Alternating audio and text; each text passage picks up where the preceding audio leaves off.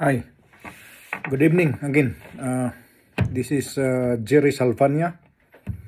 Ang legal name ko ay Gerardo, pero parang ayaw ko sa totoong pangalan ko dahil parang may phobia ako sa nangyari sa pamilya ko, kaya ganun.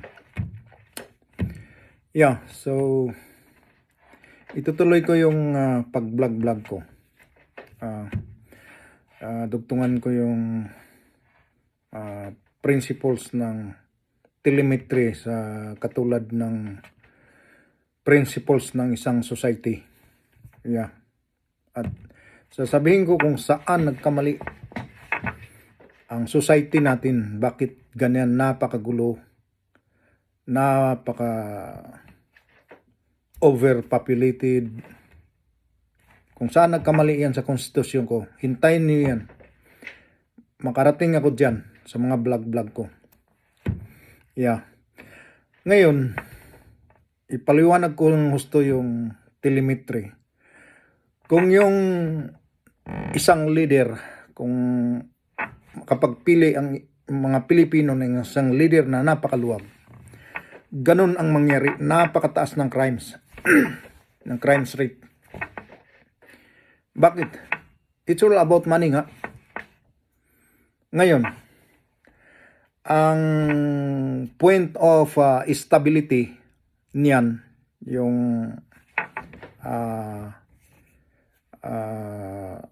medyo less crimes incidents ay nasa gitna.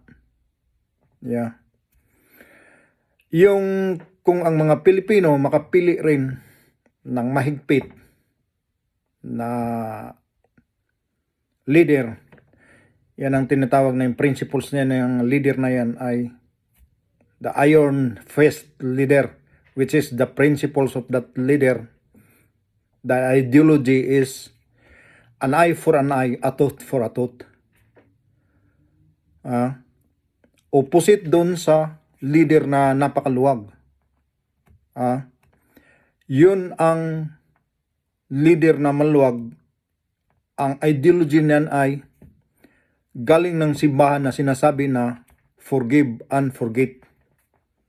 Yan, dalawa lang yan eh. Dito sa mundo, dalawa lang. Nagkagira-gira dito sa mundo. Dalawa lang ang pinipili ng mga tao. Not knowing kung makapili ang mga tao ng leader na napakaluwag, gira lagi yan. Yan ang nangyari sa mga third world countries. Marami yan sa Africa, sa Middle East, marami yan. Natapos ko yan na pagbasa noon nung nagtrabaho ako ng Mercedes-Benz. 2 file ng Time Magazine sa lamisa ko. 2 feet ang haba. 2 file sa lamisa ko. Yan, ganun kaba. Isa lang ang dinidig ko na words noon ng kada basa ko, dahil pag nagbasa ka ng mga international na newspaper, mga magazine, it's all about conflict, war. Puro gira-gira yan. Ngayon, isang words ang sundan ko kung ano ba ito, pabalik-balik na lang. Isang words. Yung words na secularism. Lagi ko na-encounter yan. Dinidig ko ng husto kung ano yan. Nung nalaman ko, yan pala, yan nangyari sa bansa natin. Kaya pala ganyan yung bansa natin. Dahil, sasabihin nila, mga lumikir siguro, sasabihin nila, secular yung bansa natin. No way. It is secular in the sense that there is separation of church. There is separation of church and states in our constitution, in the Philippine Constitution. But it's not. Why? Because the definition is invalid. And that's the truth.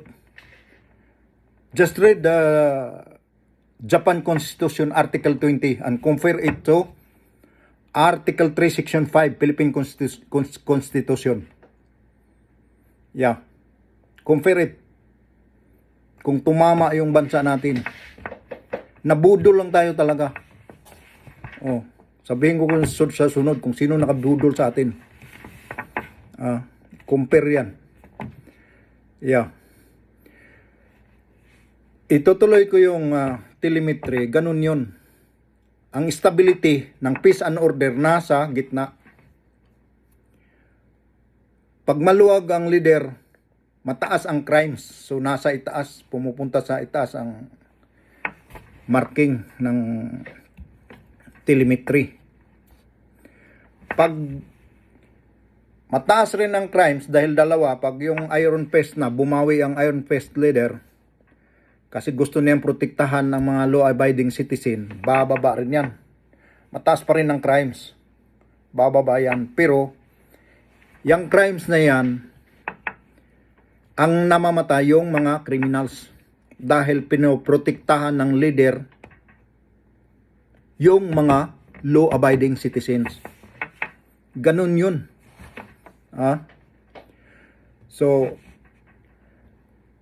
ang karakteristik ng mga tao dito sa mundo, lalo na sa gira ngayon sa Russia at saka sa Ukraine, yan.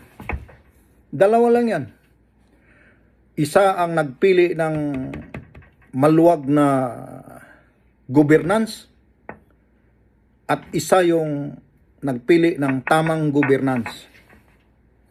Kaya yun, hinampasa ng bomba. Tingnan nyo sa Middle East. I-check ninyo yan, sinasabi ko. The separation of church and states. Yan, diyan nagkagulo ang mga tao. Oh. Totoo yung mga sinasabi ko. Kaya yan.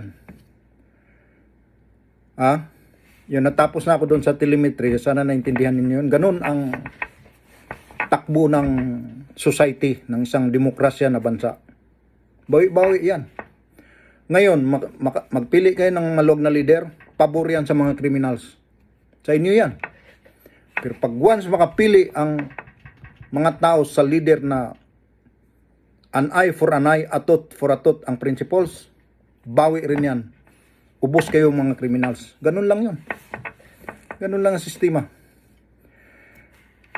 Ngayon, tingnan natin nangyari sa Russia at saka sa Ukraine. Principles yan ng if diplomacy fails, what is the last solution? Ganun yun eh.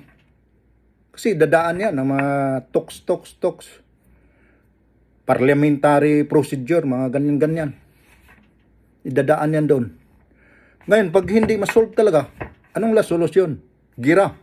Di ba? So kung gira ang last solution, which is which? Which is better? Malaking bansa o malit na bansa? Ganun lang yun. Simpleng-simple. Kasi yung Ukraine at saka Russia, magkasama yan noon eh. Soviet. Sa Soviet Union, magkasama yan. Ngayon, gusto lang ng Ukraine na mag-separate dahil gusto nila maluwag yung rule of law nila, governance nila. Malaking mali, di ba? Ganun lang. So, sa sunod na naman, i-explain ko na naman sa inyo yung iba na regarding politics pa rin. Yeah. So, maraming salamat sa inyong lahat.